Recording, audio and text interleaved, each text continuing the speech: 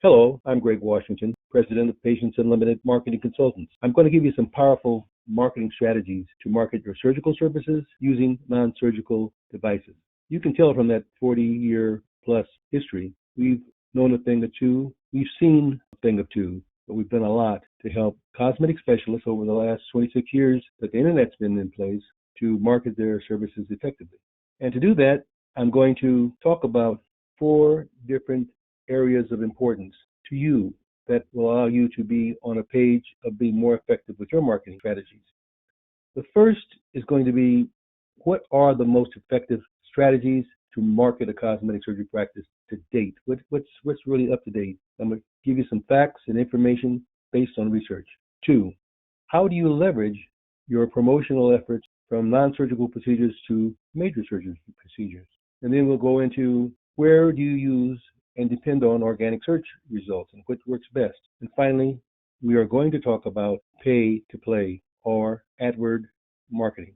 What we're presenting is a result of us looking at our national client base and preparing what we normally do, quarterly reports on performance. Then we sum it up at the end of the year and look at what, in retrospect, what was working best and why. And then we make recommendations to our clients in terms of what to do next. I'm going to share with you some of the secrets that we discovered and we'll be using. We'll be using PPC, and not just Google, but there's other forms of PPC, but principally Google. There's Bing, there's Facebook and other options, but lion's share comes from Google. Then organic search, which is always the mainstay of any practice. No matter what you're doing, organic search is going to be the driver. We call it a driver, we call it a channel, but that's where the action comes from. Of course, social media. There's going to be lots of social media work being done, but remember, that's a labor-intensive channel that you get what you put into it, and you need to put the content into it in order to get the results. But it ranked right up there at the top. E-Blast, e-communications, was the next most powerful channel. And then, not necessarily in this order, but Google My Business page is a big value to most of our clients. It's something that you actually get free advertising on, and it actually fits into this mobile movement within the internet. We're going to step out here and we're going to talk about, what did we find to be the most powerful marketing strategies? What caused our clients to do as well as they did last year?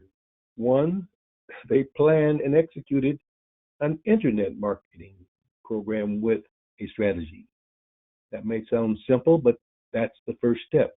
They viewed Google as their main business partner in marketing and looked for Google to produce the results that were predictable. Not other external advertising per se, Google.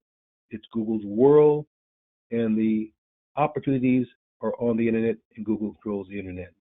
However, most of our clients from last year's experience have learned that they can expect a little less from organic search this year, 2020, than they received in 2019. Here's a big one, because I think we all know this, but sometimes we forget to do this.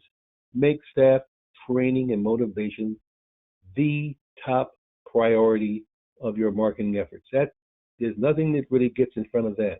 That's where it really begins. That's the fountainhead. Make patient retention the next most important priority.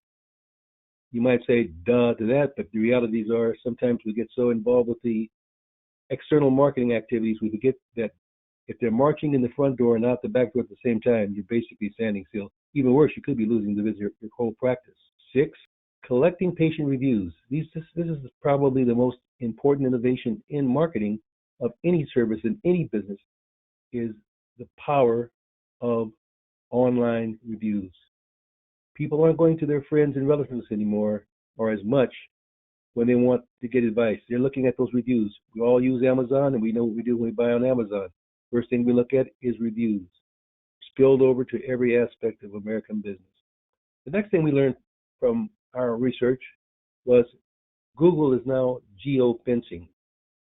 That is, they're assigning you a formal territory with a radius around your practice location, and it only extends for so many miles.